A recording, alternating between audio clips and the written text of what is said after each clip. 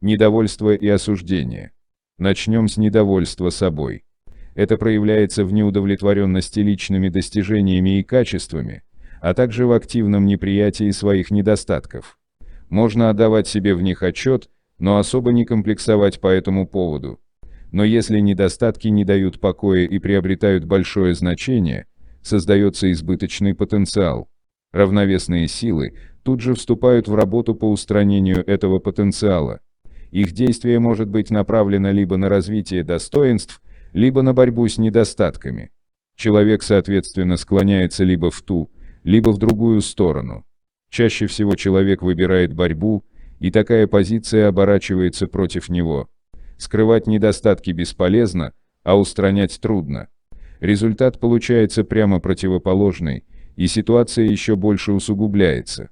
Например, пытаясь скрыть свою застенчивость, человек становится еще более закрепощенным или наоборот не в меру развязным. Если человек не удовлетворен своими достижениями лишь до той степени, что это служит толчком для самосовершенствования, равновесие не нарушается. Окружающий мир при этом не затрагивается, но и внутренний сдвиг равновесия компенсируется позитивными действиями. Если же человек начинает заниматься самобичеванием, обижается на себя или еще хуже наказывает себя, тогда возникает опасный случай ссоры души и разума. Ведь душа не заслужила такого отношения. Она самодостаточна и совершенна. Все недостатки, которые вы приобрели, это недостатки разума, а не души. Впрочем, это такая большая и сложная тема, что она достойна отдельной книги. Здесь мы лишь отметим, что ссориться с самим собой в высшей степени невыгодно. Душа замкнется в себе, а разум восторжествует, вследствие чего может произойти полный разлад в жизни. Чтобы не пришлось потом обращаться к психоаналитику, прежде всего отпустите себя и простите себе все недостатки. Если вы пока не можете себя полюбить, тогда, по крайней мере, перестаньте с собой бороться и примите таким, как есть. Только в этом случае душа будет союзником разума. А это очень могущественный союзник. Ладно, скажете вы, я оставлю все мои недостатки в покое, ну а как же мне приобрести достоинство? Ведь я не могу остановиться в своем развитии. Конечно, развивайте свои достоинства сколько угодно. Речь ведь идет только о том, чтобы прекратить войну со своими недостатками. В такой войне вы тратите энергию на поддержание не столько бесполезного, сколько весьма вредного избыточного потенциала. Когда вы, наконец, откажетесь от этой борьбы, освободившаяся энергия пойдет на развитие ваших достоинств. Несмотря на то, что все это звучит до банальности просто, очень много людей тратят колоссальную энергию на борьбу с собой и сокрытие своих недостатков. Они, словно титаны, обрекли себя всю жизнь поддерживать этот груз. Стоит им только позволить себе быть собой и сбросить тяжкое бремя, как сразу жизнь станет заметно легче и проще. Энергия будет перенаправлена от борьбы с недостатками на развитие достоинств. К тому же параметры такого излучения соответствуют линиям жизни, где достоинства преобладают над недостатками.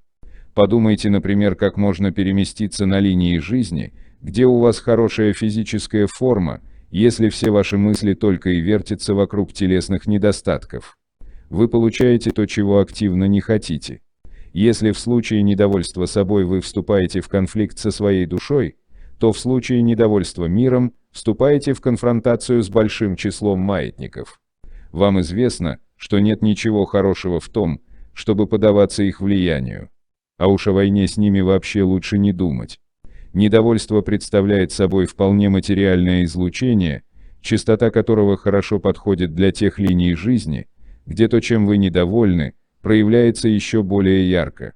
Чувствуя затягивание на эти линии, вы становитесь недовольны еще больше, и так продолжается до тех пор, пока не дойдете до той линии, где вы старый больной человек, бессильный что-либо изменить. Остается лишь находить утешение в брюзжании на этот мир, вместе с себе подобными да в воспоминаниях о том, как все было хорошо в прежние времена. Каждое поколение уверено, что жизнь стала хуже. Нет, жизнь стала хуже лишь для каждого данного поколения, да и то лишь конкретно для тех, кто привык барахтаться в своем недовольстве этим миром. Иначе человечество через столько-то поколений, просто скатилась бы в сущий ад. Угнетающая картина, не правда ли? Это первый аспект недовольства миром, приводящий к нарастающему ухудшению жизни. Но есть и другой аспект этой вредной привычки – проявлять неприятие, нарушение равновесного состояния.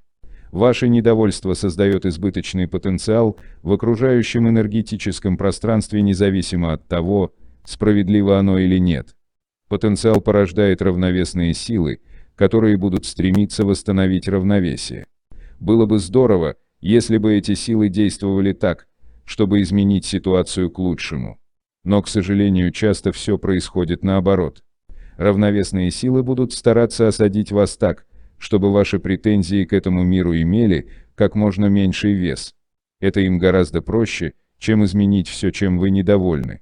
Представьте себе, что будет, если правитель станет активно выражать недовольство всем, что происходит в его государстве. Причем неважно, хорошие у него побуждения или плохие. Он будет отстранен или физически уничтожен. Вся история является тому подтверждением. В общем, действие равновесных сил будет направлено на то, чтобы уменьшить ваше влияние на окружающий мир. Это можно сделать очень легко и всевозможными способами. Ваша должность, работа, зарплата, дом, семья, здоровье и так далее. Видите, как старшие поколения доходят до такой жизни? Теперь посмотрим на этот вопрос с другой стороны. Казалось бы, если радоваться наоборот окружающему миру, то по аналогии равновесные силы должны стараться все испортить или задвинуть вас подальше. Однако так не происходит, если, конечно, радость не переходит в телячью. Во-первых, по закону трансерфинга вы транслируете созидательную энергию, которая переносит вас на положительные линии жизни. А во-вторых, такая энергия не создает тот деструктивный потенциал, который равновесные силы стремятся устранить. Недаром различные философские и религиозные толкования сходятся во мнении, что любовь является созидательной силой, сотворившей мир. Имеется любовь в общем смысле этого слова. Понятно, что равновесные силы являются порождением силы, сотворившей мир. Они стремятся поддерживать порядок в этом мире, и они не могут быть обращены против энергии, их создавшей. Выходит, с точки зрения трансерфинга, нам очень мешает вредная привычка проявлять недовольство по разным мелочам. И наоборот, привычка испытывать маленькие радости по разным, даже незначительным поводам очень выгодна. Вывод 1. Необходимо заменить старую привычку новой. Техника смены привычек очень простая. Во-первых, как это ни банально звучит, не бывает худа без добра. Если вы зададитесь целью в любом отрицательном, на ваш взгляд, явление отыскать положительные моменты, у вас это получится без труда. Превратите это в игру. Если играть в нее постоянно, место вредной привычки займет новое, очень полезное для вас и кошмарное для деструктивных маятников. Во-вторых, если действительно пришла беда, при которой радоваться вообще противоестественно, можно взять пример с царя Соломона. Он носил на руке кольцо с надписью, повернутой вовнутрь, так что никто не видел, что там было. Когда Соломон сталкивался с бедой или трудноразрешимой проблемой, он поворачивал кольцо и читал следующие слова, и это тоже пройдет. Привычка выражать недовольство выработалась у человечества под влиянием деструктивных маятников, питающихся негативной энергией. С новой привычкой вы будете генерировать положительную энергию, которая мощным потоком вынесет вас на позитивные линии жизни. Допустим, воодушевившись перспективами, вы начали практиковать технику замены. Должен сказать, скоро вы заметите, как стали заниматься этим все менее регулярно и время от времени просто забываете, что хотели сменить привычку. Это неизбежно, потому что привычка засела очень глубоко. Как только дадите слабину, маятник тут же найдет повод вас расстроить, и вы сами не заметите, как накормите его своей энергией. Не отчаивайтесь. Если намерение твердо, вы добьетесь своего, и деструктивные маятники в конце концов оставят вас в покое. Просто нужно почаще напоминать себе о своем намерении. Все мы гости в этом мире. Никто не имеет права осуждать то, что не им создано. Это утверждение следует понимать в свете отношений с маятниками. Как уже говорилось, если вы будете выступать против деструктивного маятника, который вызывает ваше недовольство, то лишь сделаете хуже себе. Не нужно быть смирной овечкой, но и вступать в открытую конфронтацию с окружающим миром тоже не следует. Если маятник выступает против вас лично, можете применить метод провала или гашения. Когда он пытается втянуть вас в битву с другим маятником, старайтесь отдавать себе отчет, нужно ли это лично вам. Еще раз вернемся к примеру с не понравившейся вам экспозицией на выставке. Будьте как дома, но не забывайте, что в гостях. Никто не имеет права осуждать, но каждый имеет свободу выбора. Маятнику выгодно, чтобы вы активно выражали свое недовольство. Вам выгодно просто уйти и выбрать другую экспозицию. Предвижу вопрос, а если уйти некуда? Это заблуждение вам внушили маятники. Данная книга как раз посвящена тому, как избавиться от этого ложного ограничения. Идеализация мира есть обратная сторона недовольства. Взгляд на вещи приобретает розовые тона, и многое кажется лучше, чем есть на самом деле.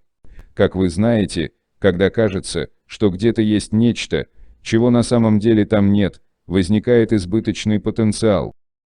Идеализировать это значит переоценивать, возводить на пьедестал, поклоняться, создавать кумира. Любовь, созидающая и управляющая миром, отличается от идеализации тем, что она, по сути своей, бесстрастна, как это ни парадоксально звучит. Безусловная любовь – это чувство без права обладания, восхищение без поклонения. Другими словами, она не создает отношений зависимости между тем, кто любит, и предметом его любви. Эта простая формула поможет определить, где кончается чувство и начинается идеализация. Представьте себе, вы гуляете по горной долине, утопающей в зелени и цветах. Вы любуетесь этим чудесным пейзажем, вдыхаете аромат живого воздуха, душа наполнена счастьем и умиротворением. Это любовь. Затем вы начинаете собирать цветы, рвете их, мнете руками, не думая о том, что они живые. Потом цветы медленно умирают. Далее вам приходит в голову, что из них можно производить парфюмерию и косметику, или просто продавать, или вообще создать культ цветов и поклоняться им, как идолам. Это идеализация, потому что в любом случае создаются отношения зависимости между вами и предметом вашей бывшей любви цветами. От той любви, которая существовала в тот момент, когда вы просто наслаждались зрелищем долины цветов, не осталось и следа. Чувствуете разницу? Итак, любовь генерирует позитивную энергию, которая вынесет вас на соответствующую линию жизни, а идеализация создает избыточный потенциал, порождающий равновесные силы, стремящиеся его устранить. Действие равновесных сил в каждом случае разное, но результат один. В общих чертах его можно охарактеризовать как развенчание мифов. Это развенчание происходит всегда, и в зависимости от предмета к степени идеализации вы получаете сильный или слабый, но всегда отрицательный результат. Так будет восстановлено равновесие. Если любовь переходит в отношения зависимости, то неизбежно порождается избыточный потенциал. Желание иметь то, чего у вас нет, создает энергетический перепад давления. Отношения зависимости определяются постановкой условия типа «если ты так, тогда я так». Примеров можно привести сколько угодно. Если ты меня любишь, значит бросишь все и пойдешь со мной на край света. Если ты не женишься на мне, не выйдешь за меня, значит ты меня не любишь. Если ты меня хвалишь, тогда я с тобой дружу. Если ты не отдашь мне свою лопатку, я прогоню тебя из песочницы. Ну и так далее. Равновесие нарушается и в том случае, если одно сравнивается с другим или противопоставляется. Мы такие, а они другие. Например, национальная гордость. В сравнении с какими нациями? Чувство неполноценности. По сравнению с кем? Если есть противопоставление, равновесные силы обязательно включатся в работу, чтобы устранить потенциал как положительный, так и отрицательный. Поскольку потенциал создаете вы, действие сил будет направлено прежде всего против вас. Действие направлено либо на то, чтобы растащить субъекты противоречия, либо соединить к обоюдному согласию или для столкновения. Все конфликты базируются на сравнении и противопоставлении. Сначала делается основное утверждение: они не такие, как мы. Далее оно развивается. Они имеют больше, чем мы, надо у них отобрать. Они имеют меньше, чем мы обязаны им отдать. Они хуже, чем мы, надо их изменить. Они лучше, чем мы, нам надо с собой бороться. Они поступают не так, как мы, надо что-то с этим делать. Все эти сопоставления в различных вариациях так или иначе ведут к конфликту, начиная с личного душевного дискомфорта и кончая войнами и революциями. Равновесные силы стремятся устранить возникшие противостояния с помощью примирения или конфронтации. Но поскольку в таких ситуациях всегда можно поживиться энергией, маятники чаще всего доводят дело до конфронтации. А теперь рассмотрим примеры идеализации и их последствий.